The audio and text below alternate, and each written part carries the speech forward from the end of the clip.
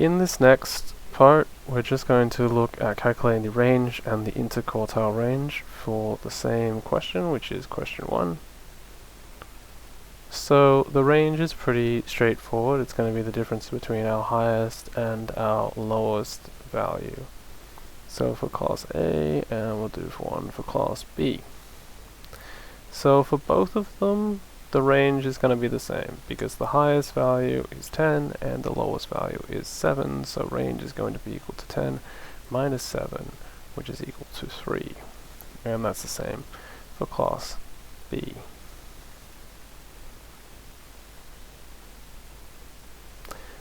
Now we need to look at the interquartile range, so the IQR.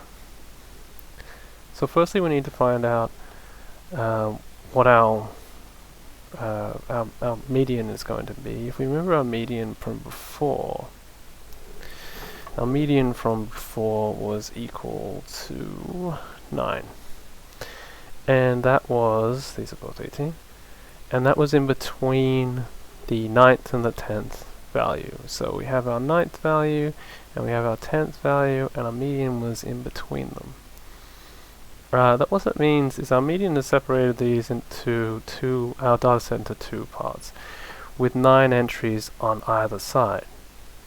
So the midpoint of these two sides is going to be equal to, because they're both odd, we remember that when we're looking for the median or the middle point of our data set, it's going to be n plus 1 over 2, so 9 plus 1 over 2 equals 5. So our 5th value for both of them is going to be our quartile 1, and then we add 5 to 10, so also our 15th value is going to be our quartile 2. So Q1 is going to be our 5th value, and Q3 is going to be our 15th value. And this is going to be the same for both, because they're both 18 data points. So the same value, not necessarily the same amount.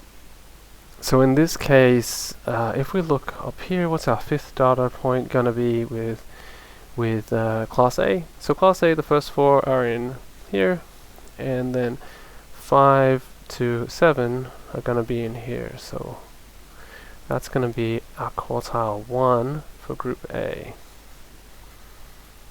is going to be equal to 8. And then we're looking for our 15th value for class A.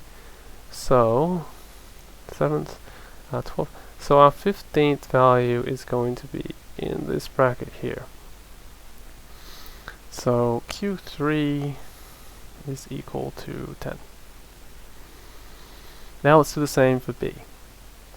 So quartile 1 is going to be our 5th value. Our 5th value is going to be in 9, because these are the first 4 values, and this is the 5th to the 10th value, so it's going to be equal to 9. And our quartile 3 is going to be equal to our 15th value, and our 15th value again is going to be inside this bracket.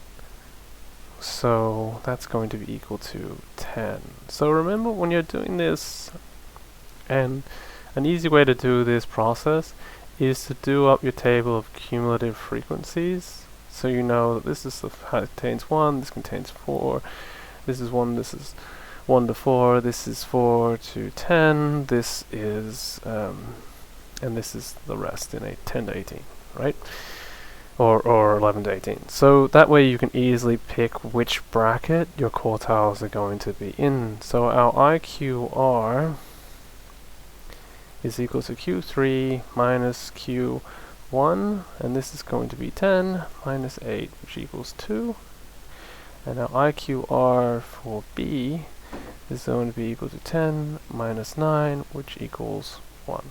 So we've got our IQR solved for both, and we've got our range solved for both as well.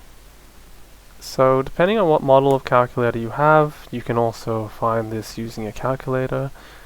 It will be the same process as before, except instead of going to variables, you go to min-max, and it will open up and ultimately allow you to see quartile 1, quartile 3, and from that you can determine the interquartile range.